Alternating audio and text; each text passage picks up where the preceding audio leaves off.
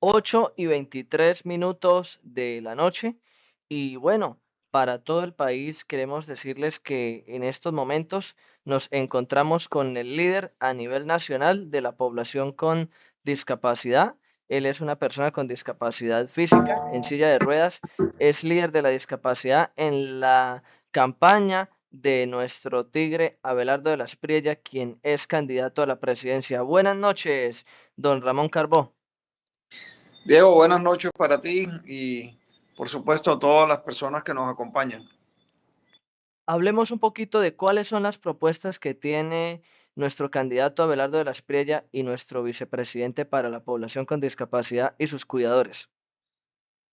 Bueno, Diego, lo primero y que hay que resaltar es que yo creo que en mucho tiempo no se había visto un candidato que tuviera una voluntad política real de apoyarnos a nosotros con las líneas de acción con respecto a la discapacidad. Nosotros con Abelardo y con José Manuel Restrepo tenemos una gran ventaja. José Manuel Restrepo fue ministro de Hacienda, sabe exactamente cómo se manejan las finanzas de Colombia, sabe exactamente dónde están los recursos, porque nosotros lo que más necesitamos, Diego, es primero convertir esto en una política nacional de discapacidad, para que no sea como ha pasado casi siempre, que hay las políticas públicas, pero son a nivel locales y eso se queda ahí como letra muerta. Entonces lo que necesitamos es, lo más importante, insisto, voluntad política.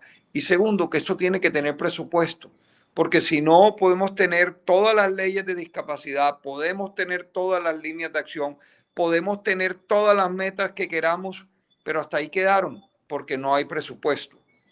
Entonces, con el vicepresidente, con José Manuel, hemos venido hablando mucho de este tema y sabemos dónde van a salir los recursos para poder darle el soporte a cada una de esas líneas de acción dentro de su transversalidad. ¿Por qué? Porque es que la discapacidad tiene que ver con Ministerio de Salud, tiene que ver con Ministerio de Deporte, tiene que ver con Ministerio de Defensa, tiene que ver con Ministerio de Salud. Entonces hay una transversalidad y cada uno de esos ministerios tienen unas líneas de acción y tienen unos presupuestos en los cuales hay que saberlos trabajar para poder cumplir con nuestros objetivos. Entonces, con todo esto para decirte que, y lo segundo que hay que hacer para poder cumplir esos objetivos es tener un censo y pedir que podamos hacer un censo real, que tenga una caracterización para saber realmente cuántas personas somos las que estamos que convivimos con discapacidad. Y porque en el censo anterior es 3.1 millones de personas, pero es un censo para mí mal hecho, sin caracterización. Entonces, ¿cómo atacas tú un problema si no sabes dónde están, o sea, si tú la discapacidad para poder atacar y poder brindarle las oportunidades que se necesitan, sean de educación, sean de salud, sea de cultura, sean de deporte, sean de recreación, sean de movilidad, sean de accesibilidad. Tienes que saber dónde están esas personas que viven con discapacidad. Y lo mismo con los cuidadores. Entonces, hay 2.5 millones de personas cuidadores, lo que suma que somos 5.6 millones de personas que vivimos la discapacidad. Entonces, estamos hablando del 10% de la población colombiana. Dicho esto, y sabiendo dónde estamos, qué tipo de discapacidad tenemos, qué necesidades hay, podemos entonces sí ofrecer soluciones reales bajo unas líneas de acción que puedan mejorar la calidad de vida de cada una de las personas que vivimos. Que vivimos y que no encontramos soluciones en nuestro día a día.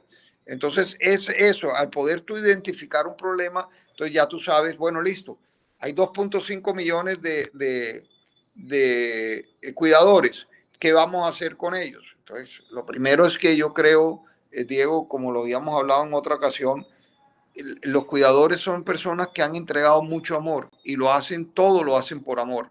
Sí, señor. 24/7 dejan sus aspiraciones, dejan sus sueños, dejan todo por acompañar a ese hijo, a ese padre, a ese abuelo o a ese esposo. Entonces, a esas personas hay que devolverles ese amor que han dado. Y este gobierno Correcto. que viene con Abelardo y con José Manuel tenemos que devolverle ese tanto amor a las cuidadoras. ¿Cómo? Creando un Fondo Nacional del Cuidado, ejecutando la ley 2456 para garantizar por lo menos una renta básica equivalente a un salario mínimo para los cuidadores, para que ellos puedan no dejar de estar pensando en un subsidio que lo que hace es que la gente permanezca la pobreza, porque no son subsidios que den una verdadera ayuda para que los cuidadores puedan tener una independencia. Y lo segundo es tener centros de relevo y de respiro, que se cree una red nacional de infraestructura donde profesionales puedan asumir esos cuidados por turnos, permitiendo que el cuidador pueda estudiar, pueda trabajar, pueda descansar. Tú lo sabes muy bien, Diego, de alguna manera también lo viviste. Uno habla con las cuidadoras y la mayoría de ellas no tienen un día para ellas, están todo el día cuidando a su hijo, a su esposo, a su abuelo, a su papá. Entonces yo creo que eso es lo más justo. Segundo, tiene que haber una educación para la economía digital, o sea, que hay una inclusión real, buscar programas que incluyan bilingüismo, buscar programas como talentos sin barreras, donde podamos ayudar a un número grande de personas con discapacidad. Hoy en día nosotros tenemos unas herramientas que tú te favoreces con ellas, que son la inteligencia artificial y todos estos desarrollos de software que hay para poder transmitir los mensajes, para poder convivir, para poder escuchar música, programas de televisión, todo lo que tú haces en tu día a día, pero sobre todo te da una oportunidad y un espectro grandísimo de oportunidades de empleo. Entonces, eso es lo que otro de los puntos objetivos, igual que tener garantía de los docentes de apoyo. ¿Cuántos muchachitos no ve uno que llegan a la escuela y no tienen, como el docente no sabe eh, cómo eh, educarlos, cómo acercárseles, como no están capacitados, no saben cómo atender las necesidades de ese muchacho? Entonces, ¿qué pasa? Así como llegan a las clases, así se van para la casa. Nadie les puso atención, son un adorno más, por ponerlo de alguna manera. Entonces, tenemos que asegurar que en el presupuesto de educación se incluya una planta permanente de intérpretes de señas, de mediadores pedagógicos en todas las instituciones públicas para que puedan entregarle a nuestros muchachos las herramientas para que puedan salir adelante con todos estos adelantos que estábamos hablando ahorita que nos entrega la inteligencia artificial y el teletrabajo. Otro punto importante que tenemos que trabajarles a la salud.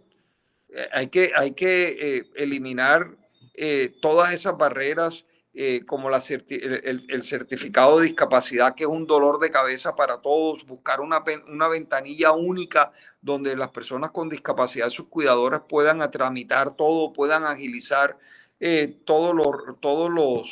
los trámites que necesiten, que haya un suministro express de ayudas técnicas.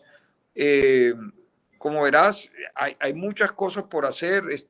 Otro de los objetivos es unas ciudades con diseño universal que nos permitan tener viviendas dignas para nosotros, las personas con discapacidad, o para las personas de la tercera edad, igualmente que la movilidad, o sea, que hay un transporte multinodal donde nosotros podamos montarnos todos los días y saber que el transporte que cogemos en la esquina de la casa, por decirte algo, nos va a llevar a nuestro puesto de trabajo, nos va a llevar a la universidad, nos va a llevar al colegio y de la misma manera nos va a regresar a la casa. Correcto. Bueno, yo quiero preguntarle, mi estimado Ramón Carbó, sobre algo que dijo Miguel Uribe Turbay en el día de su atentado, de que atentaron en contra de él. Él dijo, pero ojo, no todas las discapacidades son iguales ni limitantes, y por eso tenemos que buscar la manera de que la persona que pueda trabajar lo haga bajo el marco de la discapacidad que tiene. Aunque se entiende de que hay muchas personas que no pueden trabajar porque tienen que cuidar de sus padres, sus tíos, sus hijos y sobre todo personas que son del cuidado 24/7. Entonces, ¿cómo se va a manejar los proyectos, los emprendimientos para que las personas puedan trabajar y por supuesto para que las cuidadoras, las madres y padres cuidadores puedan tener su proyecto y su emprendimiento para trabajar? Pues precisamente, Diego, lo que hay que buscar es, y fue una de las cosas que se habló con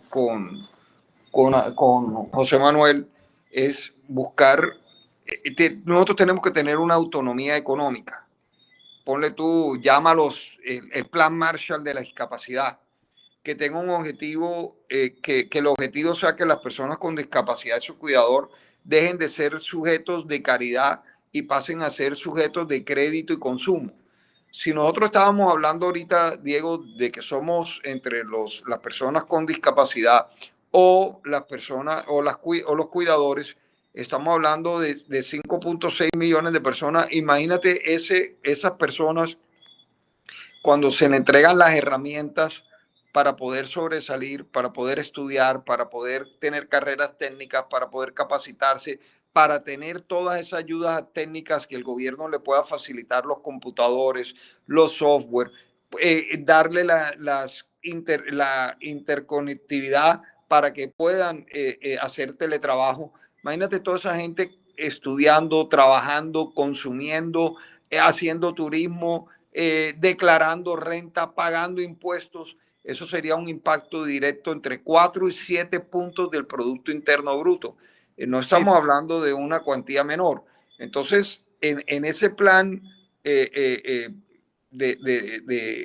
económico o de autonomía de la discapacidad, tenemos que tener una renta del cuidado profesionalizada, que no es un regalo, Diego, es que el problema es que la discapacidad la quieren ver como si fuera como si nosotros no fuéramos capaces de hacer las cosas. No, las personas con discapacidad lo que necesitan es una oportunidad para poder salir adelante. No quedarnos en el tema de los benditos subsidios, que eso no nos lleva a sí, ningún señor. lado.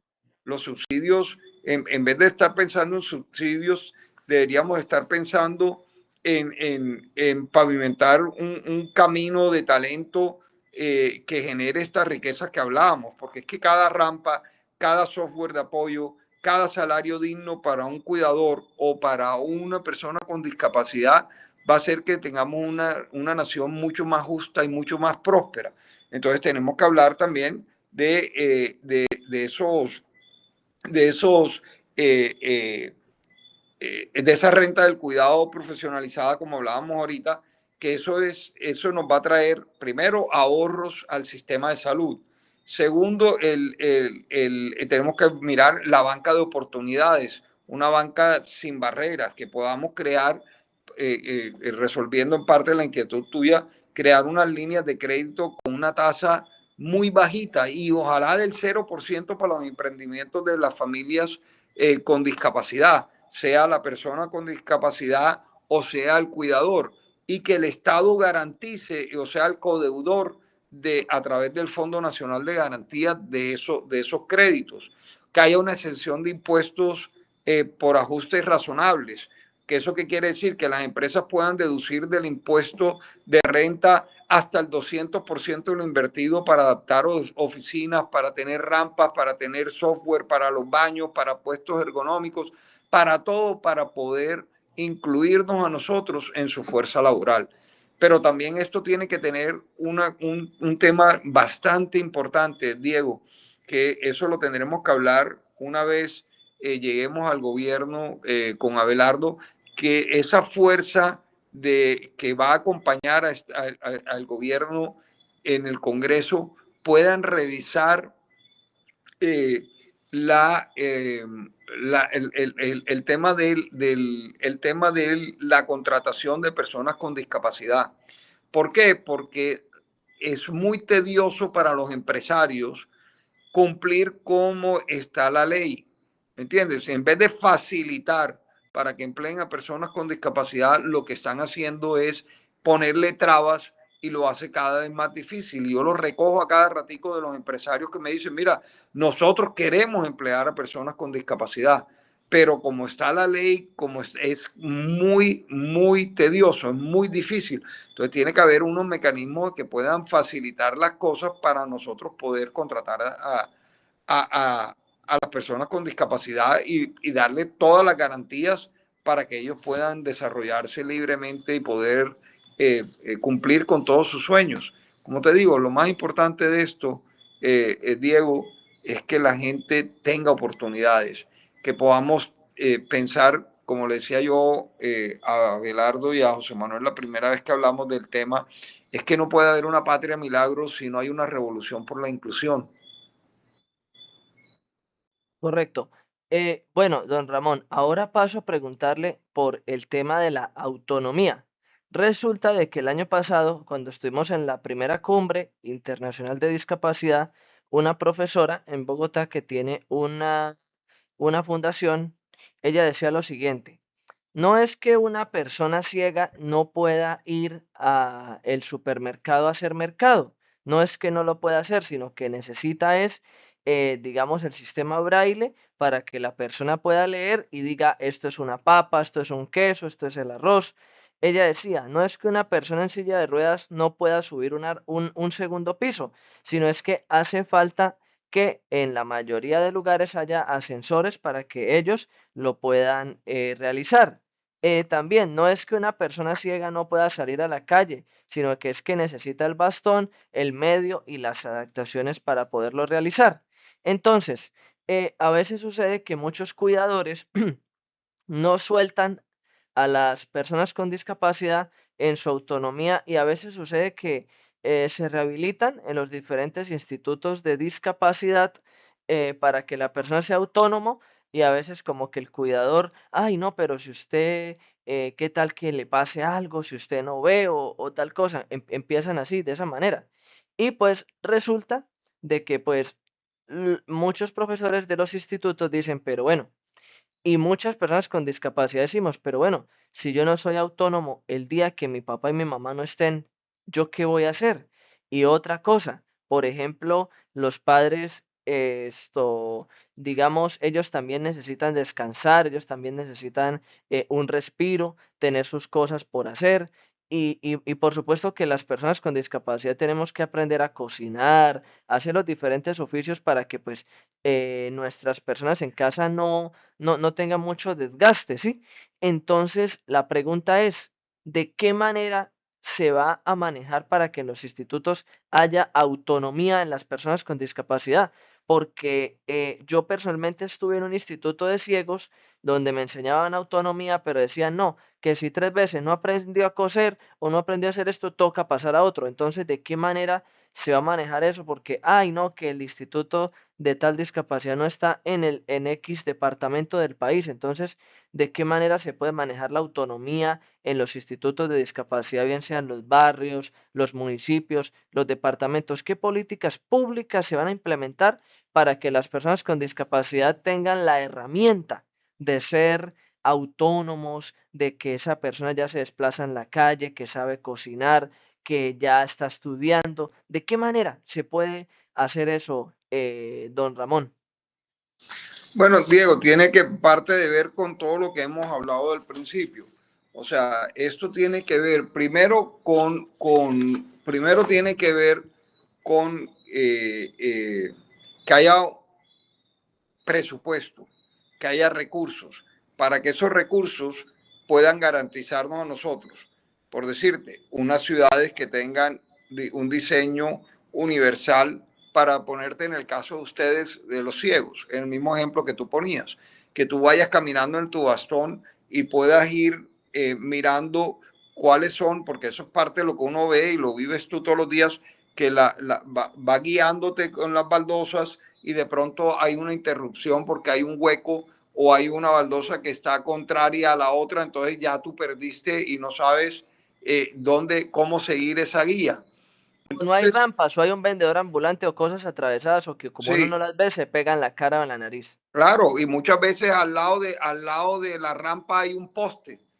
Y Entonces los alcaldes dicen en los municipios del país, no, que es que estamos haciendo, estamos construyendo la calle de tal, y que eso es demorado, y cuántos accidentes no han ocurrido.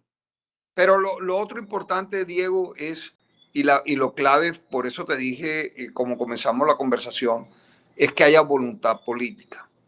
Desafortunadamente esto es con recursos, con presupuesto, y que cada alcalde, porque el tema es que los alcaldes tienen una política pública de discapacidad, pero desafortunadamente no tienen unas líneas de acción que ellos cumplan.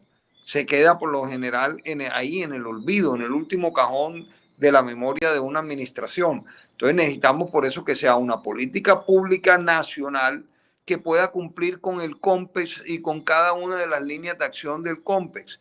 Y una vez eso tenga, entonces tú puedes decir, listo, para la transformación del cuidado, que lo mencionaste y también lo hablamos al principio, de los centros de relevo y de respiro de los cuidadores, eso se necesita recursos para hacerlo. Se necesitan recursos para poder contratar a ese personal capacitado a que pueda ir a cumplir ese relevo del cuidado y que pueda generar ese tiempo para que esa mamá cuidadora pueda ir a trabajar o pueda ir a una cita médica o simplemente pueda ir a un salón de belleza a hacerse las uñas o a peinarse el cabello o simplemente quedarse una tarde de un tiempo para ella. Pero para eso tiene que haber recursos. Lo mismo con la educación. Para que tú tengas autonomía y no te pase eso, tiene que haber unos recursos. Y todo esto, Diego, depende también de la transversalidad. Cada uno de los ministerios tienen presupuesto y tiene unas líneas de acción y tienen unas metas, pero la mayoría no las cumple. ¿Por qué no las cumple? Porque además tampoco hay un doliente. Si tú sabes muy bien dónde están las líneas de acción para el manejo de la discapacidad en este gobierno en este momento. Sí, señor. ¿Cómo se llama eso? Tú mismo lo dices. ¿Ministerio de qué? De la desigualdad. Bueno, ¿qué pasa y no pasa nada? ¿Me entiendes? Entonces tenemos que tener un cumplimiento con el COMPES, con las líneas de acción y con presupuesto para que todos esos proyectos de vida para nosotros, que nos generen oportunidades, que nos generen calidad de vida, que nos den la facilidad de esa oportunidad que necesitamos para salir adelante, esté ahí. Entonces, mira, eso lo habíamos hablado también contigo, Diego, cuando nos conocimos en Cúcuta. ¿Cómo sería lo poderoso que podría ser una propuesta que cambie la narrativa de la caridad por la eficiencia económica? Para que se pueda tomar unas decisiones que sean trascendentales para entender que la inclusión no es un costo para la nación, sino es un activo subutilizado. Mira el potencial que tú tienes. ¿Quién te ha ayudado a ti a hacer todo lo que haces? ¿Quién te ha ayudado para tener tu programa y para ejercer tus temas de periodismo y tu programa que tienes? Nadie. ¿O tienes algún momento en algún tema que el gobierno o alguna de las alcaldías o alguno de los programas te han dado una mano? Claro. Sí, señor, tiene toda la razón. ¿Ha Y pasado? principal, ¿cómo? ¿Te ha pasado? ¿Has encontrado alguna de las líneas del gobierno o No, no, la señor, no, alcaldía señor. que te No. apoyen en todas esas iniciativas que tú tienes para poder sacar adelante tu proyecto de vida? En su mayoría, don Ramón, muchos vamos a las alcaldías de nuestros municipios y no ¿Qué es hay lo que primero que esperar, no hay contrato. ¿Qué es lo primero que te dicen? No hay plata. Sí, Entonces, ¿por qué te toco este tema? Porque, Diego, desafortunadamente, para esto y para estas transformaciones se necesita la voluntad política para que haya claro. recursos en el presupuesto nacional, para que el COMPES sus líneas de acción tengan dientes, pues, puedan cumplir esas metas y esos objetivos, porque si no, sigue siendo la misma letra muerta, las mismas leyes. ¿Cuántas leyes no tenemos de discapacidad? Más de 50 leyes. Pero ¿y cuál se cumple? ¿O cómo las cumplen? ¿Me entiendes?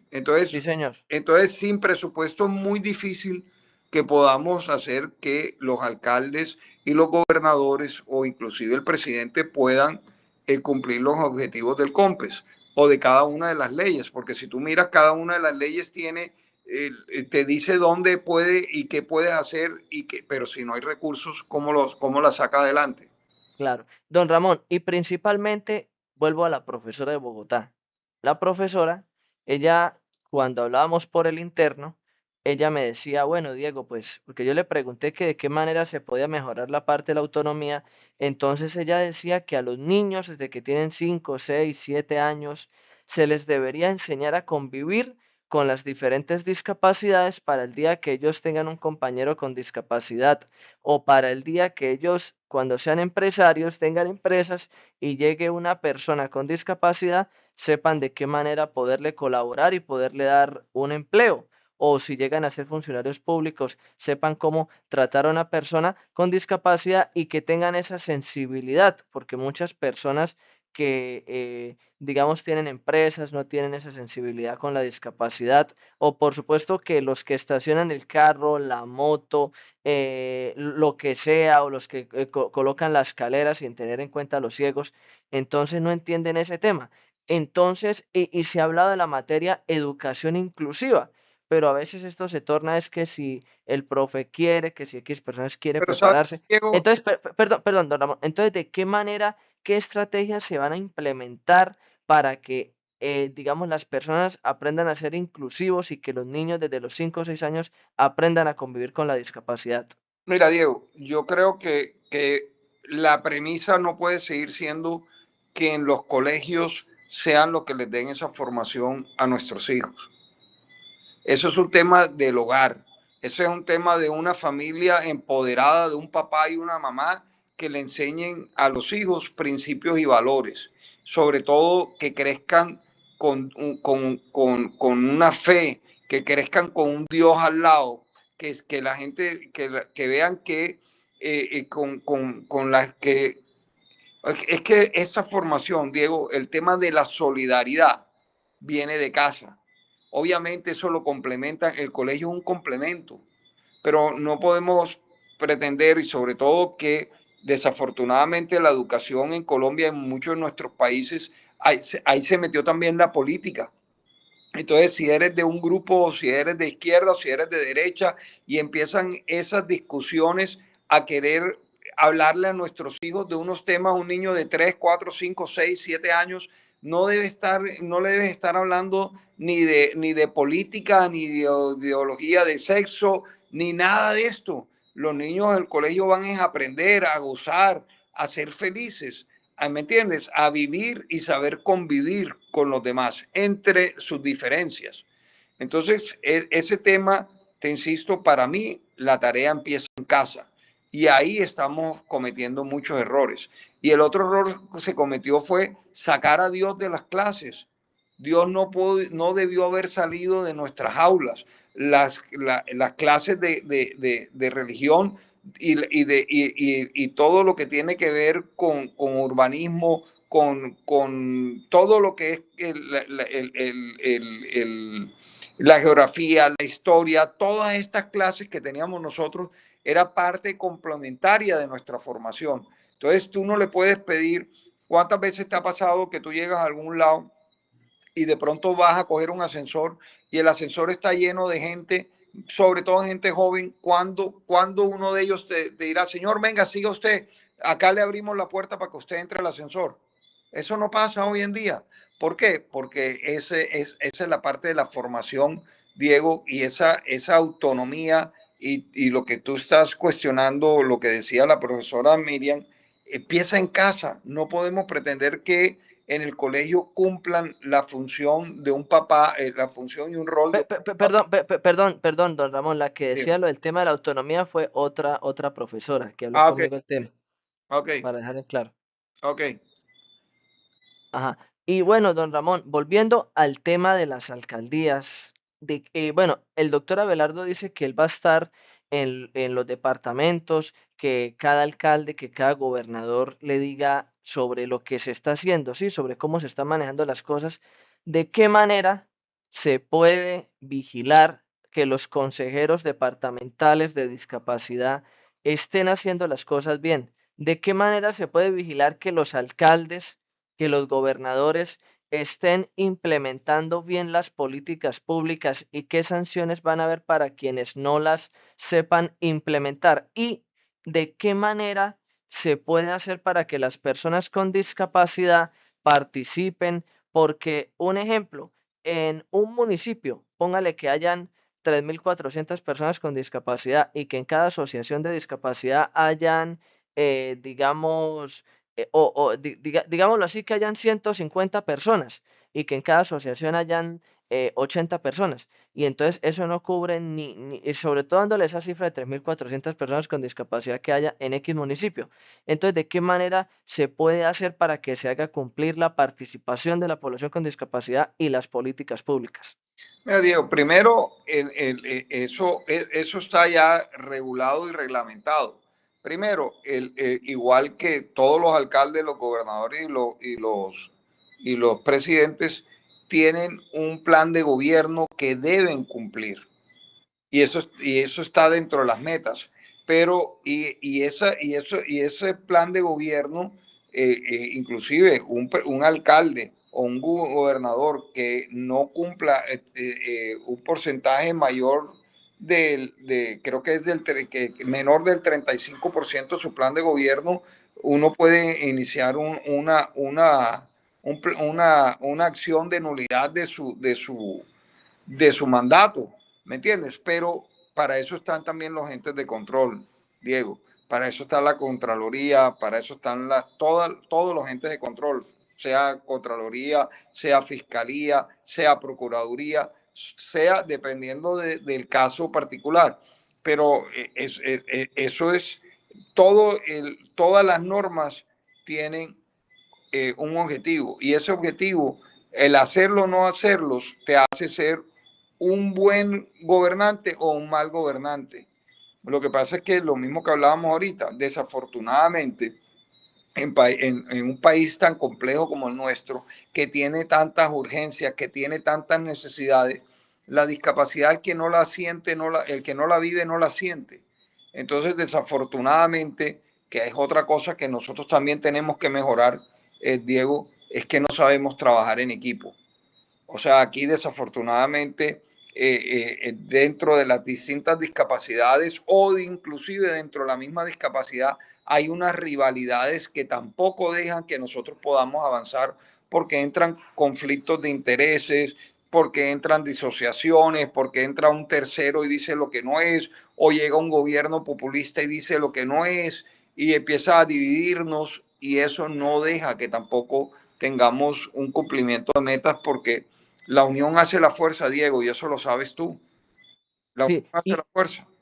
y yo quiero preguntarle, don Ramón, para muchas personas que aún todavía apoyan al gobierno de Gustavo Petro, yo quiero que le digamos al país de qué manera el gobierno de Gustavo Petro le incumplió a la población con discapacidad, de qué manera los ministerios y el Ministerio de la Desigualdad le incumplió a la población con discapacidad y a sus cuidadores. Bueno, ahí se había adelantado mucho en los gobiernos anteriores, Diego, pero ahora, como lo dices tú, cada vez que hablamos, todo el tema de la política pública o todo el tema de discapacidad entró al Ministerio de la Desigualdad y eso quedó en una subdirección por allá donde no pasa nada. Han sido 4 años perdidos en que yo sé que está trabajando un COMPES, ese COMPES que está trabajando lo están amarrando y lo quieren hacer a 10 años.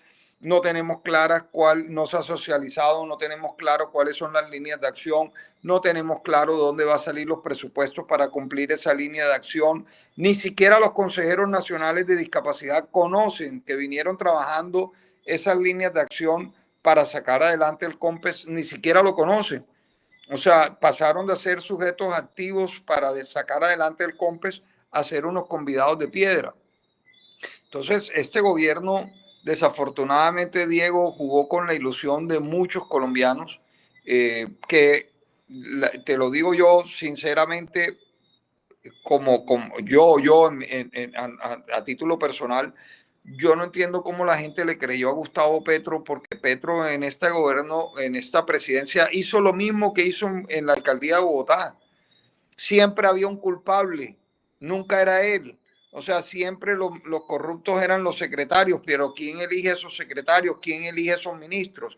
Cuando el gobierno no cumple las metas, ¿quién es el líder de ese gobierno? ¿Quién nombra a esos ministros? ¿Quién nombra a esos consejeros? ¿Quién nombra a su equipo de trabajo? Él.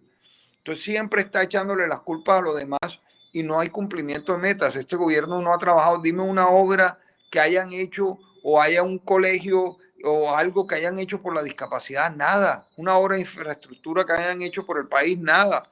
Entonces, ellos lo que están trabajando es en su conflicto de interés para perpetuarse en el poder y eso es lo que quieren hacer a través de Cepeda.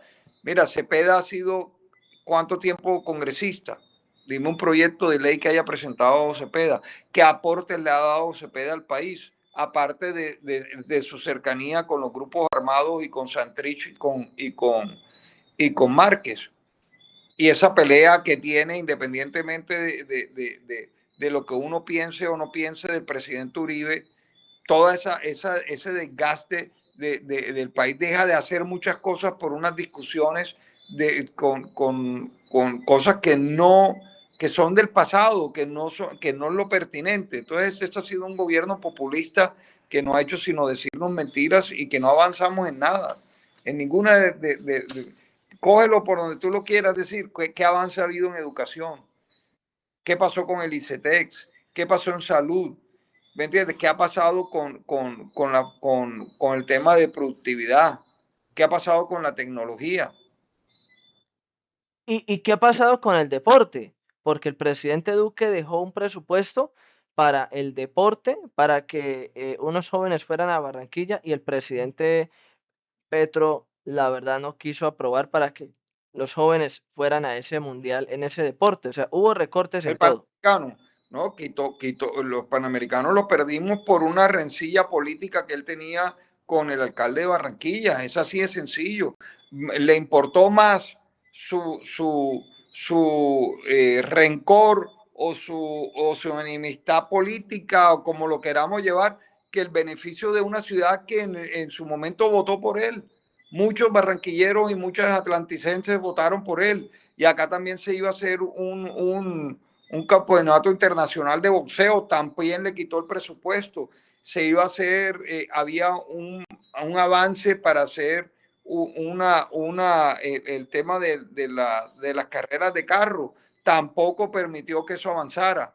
O sea, Petro con la costa Caribe y la costa Pacífica no han hecho nada. Y lo único que ha generado eso son esas polarizaciones y esa inseguridad y esa violencia que estamos viviendo. Diego, los dos ejes transformadores de una sociedad son cultura y deporte. Cultura y deporte. Sí, Y, y, sí. y lo que ha hecho Petro es cuánto ha recortado el presupuesto nacional del Ministerio de Deporte.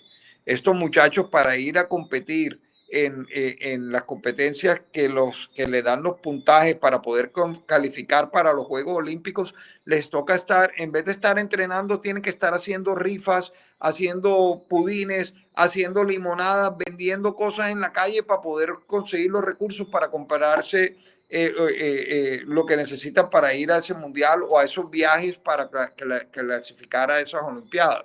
Entonces, desafortunadamente, la moral de nuestros deportistas está mala. Esos muchachos van a entrenar en unas condiciones muy complejas y al revés, mucho esfuerzo hacen ellos para dejar el nombre de Colombia en alto.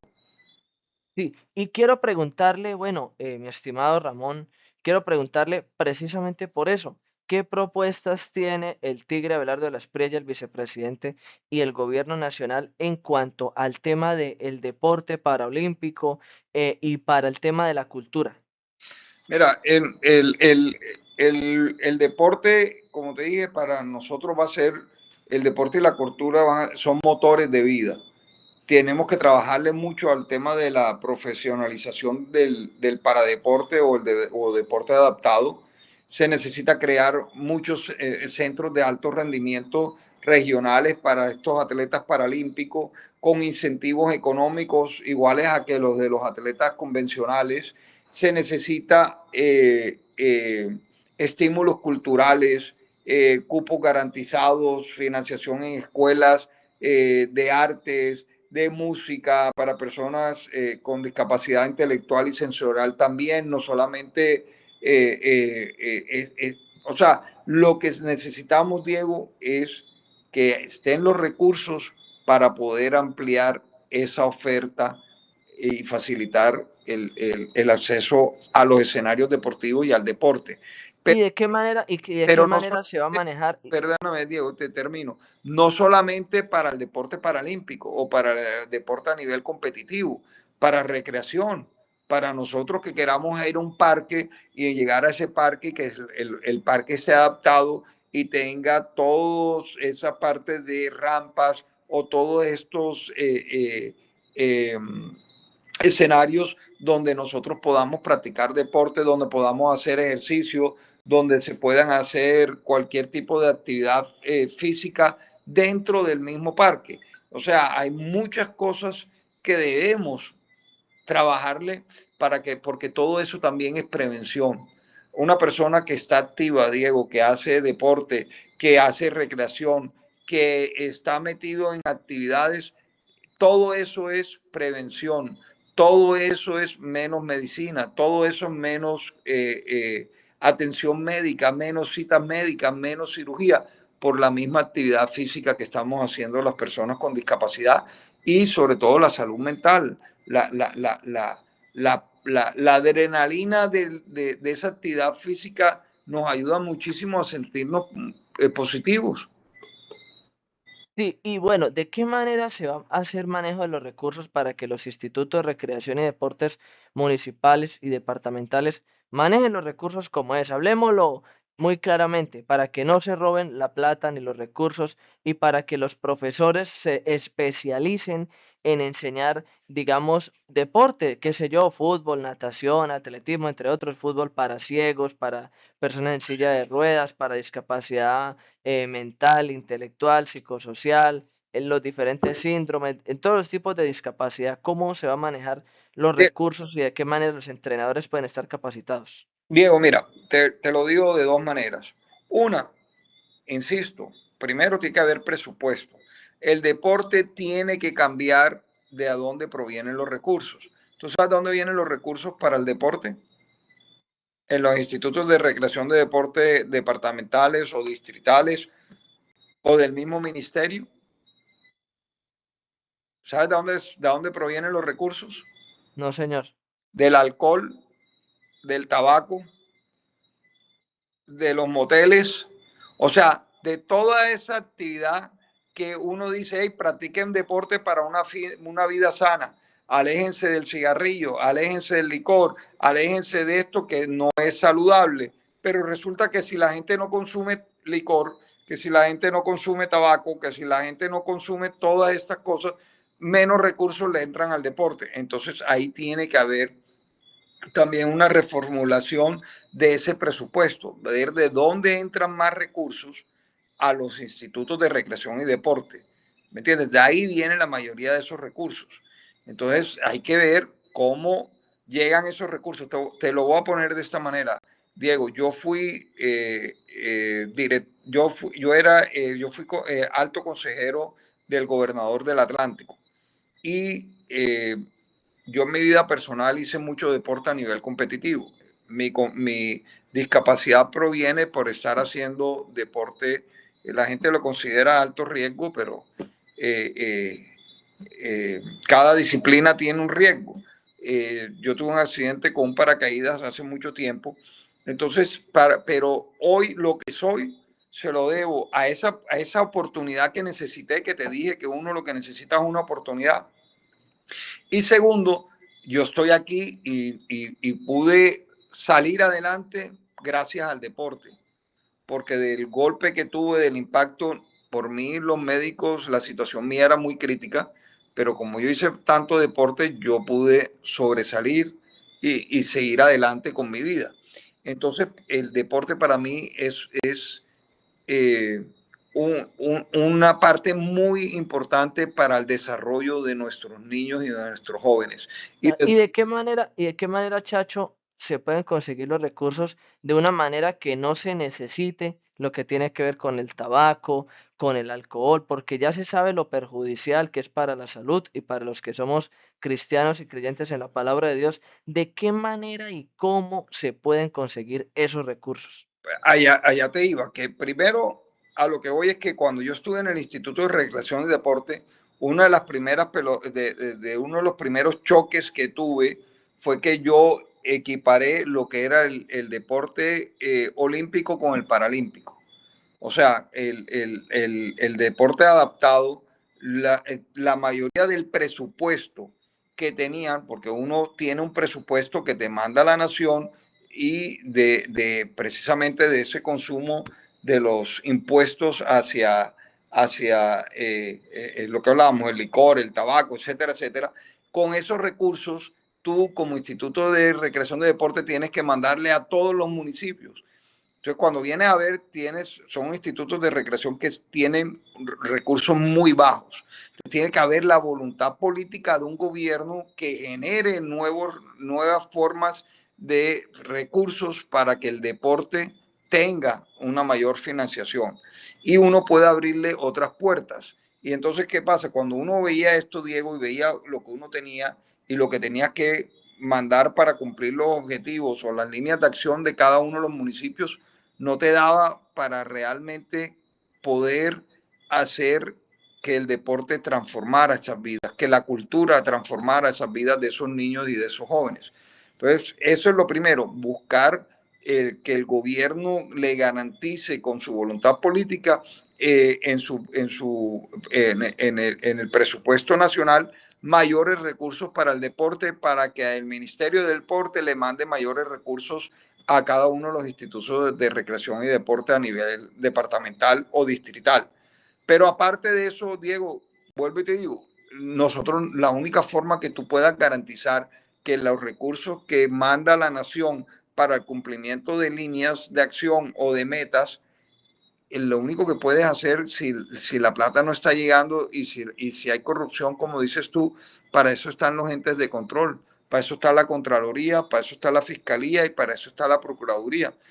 O sea, son los únicos que pueden determinar qué está pasando con los recursos y ojalá que el que le ha metido en mano a los recursos de la nación paguen como tienen que pagar, con sanción y con destitución y que no puedan volver más nunca a ejercer un cargo público y si tiene que pagar cárcel, que pague cárcel.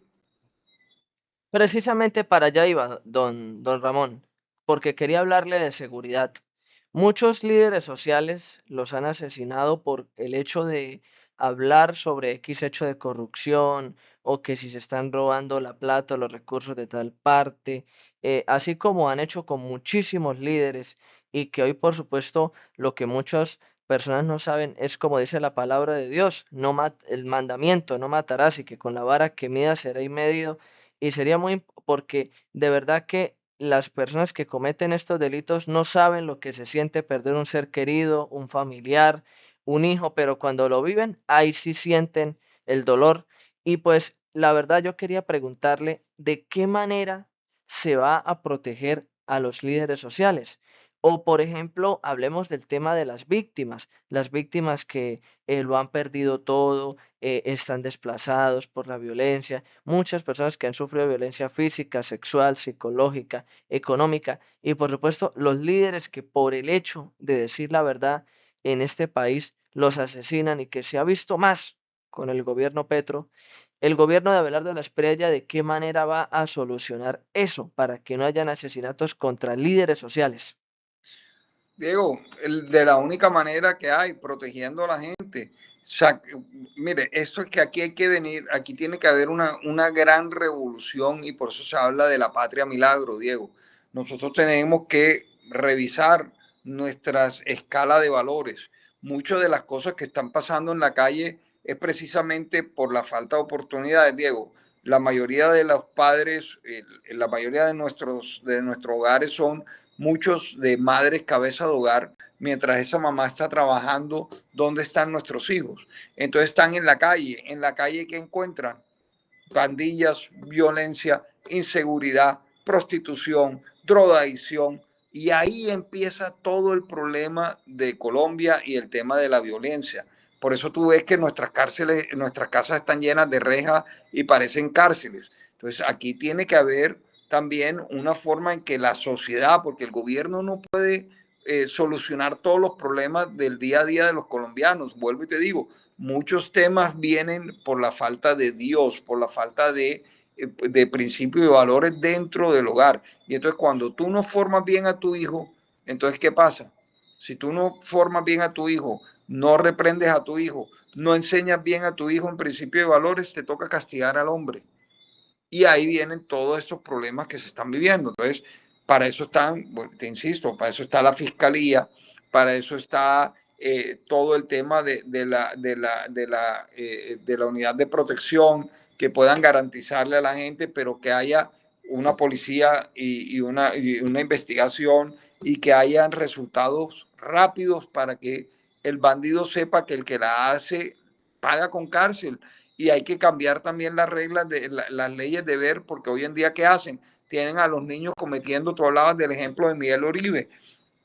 ¿Quién comete el asesinato de Miguel Uribe? Un niño de 14 años, pero el hecho que cuando ya tú cometes un acto de violencia de un adulto, ya tú, no ya tú dejas de ser un niño. Ese no es un niño ya, ese cometió un crimen, mató a una persona que tenía un futuro impresionante para Colombia. Nos quitó. Y que en ese momento, don Ramón, Miguel Uribe Turbay estaba hablando de la población con discapacidad y sus cuidadores, Obvio, porque el muchacho sabe, él sabe lo que hizo, porque como ahí sí dijo, le dijo a la policía, y por favor, yo hablo, pero protejan a mi abuela y a mi familia. y además ese muchacho estaba en el programa ese de en vez de incentivar a los pelados pilos para que sigan estudiando, para que puedan salir adelante, le están dando esos recursos a los muchachos para que dejen de matar y que dejen de cometer violencia. Entonces, ese muchacho era parte de ese programa. Entonces, vuelvo y te digo, todo esto tiene que ver con una reestructuración del país hacia una patria milagro. Colombia lo tiene todo, pero cuando uno deja de hacer la tarea en la casa y no enseña bajo principios y valores, es muy complejo, Diego, muy complejo. Sí, bueno, don Ramón, ya para terminar nos quedan exactamente tres preguntas y voy a preguntarle pregunta por pregunta. La primera, ¿de qué manera se va a manejar la salud? La salud física, el tema de los medicamentos y todo eso para la población con discapacidad y las ayudas técnicas y la salud mental. Bueno, nosotros lo que se le está trabajando, Diego, es tener una ventanilla única para que donde nosotros podamos trabajar todo el tema de la salud eh, para las personas con discapacidad. O sea, que haya, por decirte, el certificado de discapacidad te lo entreguen de una forma, si hay una ventanilla única que trate de todos los temas nuestros, lo puedan agilizar y te lo puedan entregar en un día, no que tú tengas que ir a 3 sitios en 3 días distintos a hacerte todo tipo de pruebas psicológicas, físicas, de cuantas cosas, para poder ellos determinar qué tipo de discapacidad tengas y según de eso darte un certificado y en eso se demoran tiempos. Entonces, se demoran hasta meses para entregártelo, pero tiene que haber un suministro también express para todas esas ayudas técnicas, sean las prótesis, sean sillas de ruedas, sean todos los temas de apoyo de tecnología que necesitamos y que lo entreguen de una forma eficaz, pero para eso necesitamos un censo real con la caracterización para poder llegar con ese implemento y esas entregas de las ayudas o de las medicinas que necesitan las personas dependiendo de su discapacidad. Entonces, y lo otro, Diego, ya con el tema, ya eso es con el Ministerio de Salud, con el plan de choque que tienen Abelardo con José Manuel, de ver cómo sacamos la salud adelante y con ese plan de choque de los 10 billones que se está hablando para poder garantizar y poder parar que en Colombia esté sucediendo lo que pasa hoy en día. Es que esto no puede seguir muriéndose una persona porque no le han dado los medicamentos o que duren 8 y 10 horas en una cola para que después le digan que no hay medicamentos. Entonces, para eso es ese recursos. Correcto. Don Ramón, vámonos con la segunda pregunta. Nos quedan dos preguntas. Por ejemplo, hablemos de la educación.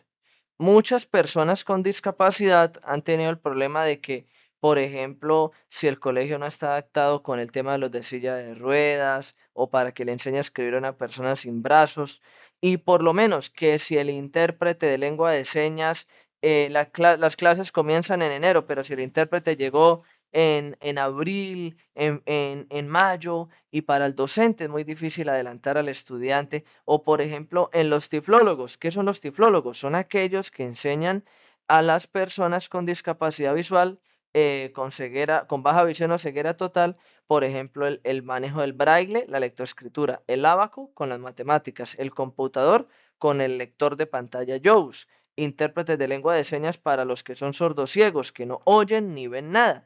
Por ejemplo, el tema de la discapacidad múltiple, la discapacidad psicosocial, intelectual, porque muchas personas con discapacidad intelectual o los que tienen síndrome de Down, autismo, dislexia, disgrafia, disortografía, que tienen diferentes trastornos del aprendizaje, los profesores no saben cómo manejar a esos estudiantes y que por supuesto a un psicólogo le queda o a un trabajador social o a un profesional de aula de apoyo le queda muy difícil, muy duro atender la problemática de 100, 200 estudiantes que tienen esos diferentes trastornos. ¿De qué manera se puede manejar eso? Y otra cosa, por ejemplo, yo me enteré ayer algo que no sabía, que el señor José Manuel Restrepo es el autor de La la matrícula cero. matrícula, de la matrícula cero. Entonces, ¿qué presupuestos van a haber, qué becas y cómo se va a implementar eso en la educación inclusiva para la población con discapacidad? Diego, yo creo que es muy pronto en este momento decirte cuáles van a ser. Eso tiene que esperar a que tengamos ya en el plan en el plan de gobierno, que tengan cada una de esas líneas de acción y sepan cómo, de dónde van a salir los recursos que necesita cada línea de acción para el cumplimiento de esas metas. Lo que sí te puedo decir, que como hablamos al principio, es que Las propuestas de la educación. sí, van a haber una garantía para que haya unos docentes de apoyo para asegurar que la ley, que el presupuesto de educación incluya la planta permanente de intérpretes de señas o todos esos mediadores pedagógicos en todas las instituciones públicas. O sea, porque es eso lo que pasa, que a veces cuando empieza un gobierno, una alcaldía o cada año, tienen que esperar a que entren los recursos y duran 2, 3 meses sin contratar a nadie y mientras tanto los muchachos van 2, 3 meses al colegio y no hay un profesor de señas porque todavía no lo han contratado o no hay un mediador Un pedagógico tiflólogo para ciegos. porque tampoco lo han contratado. Entonces están esperando que les hagan el contrato para que vayan y muchas veces trabajan hasta gratis porque una vez ellos arrancan y no les han dado el contrato, pues el contrato lo están haciendo por amor a su profesión hasta que les salga el contrato.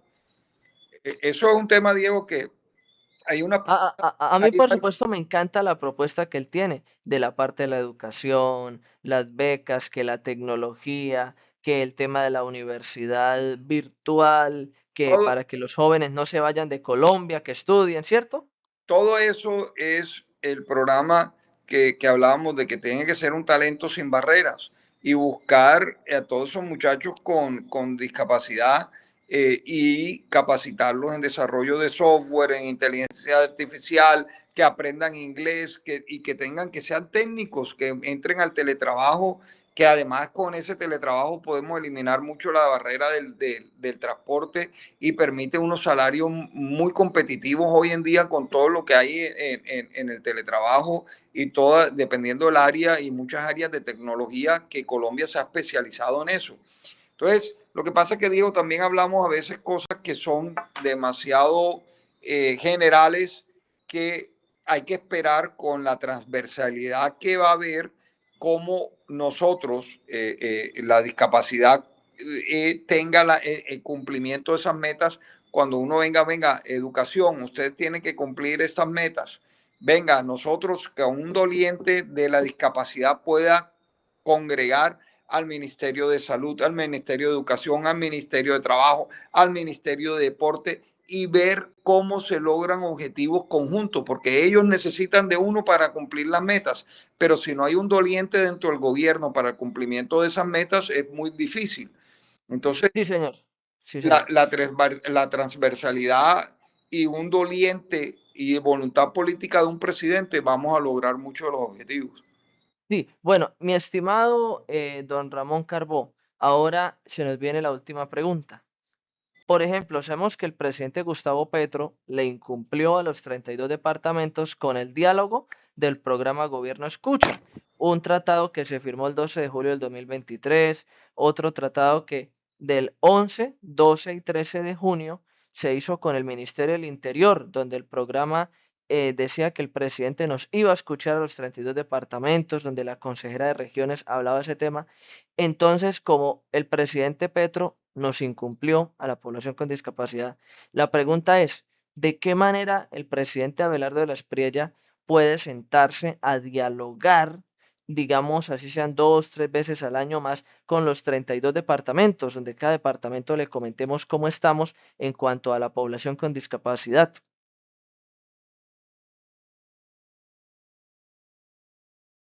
¿Me escucha, don Ramón?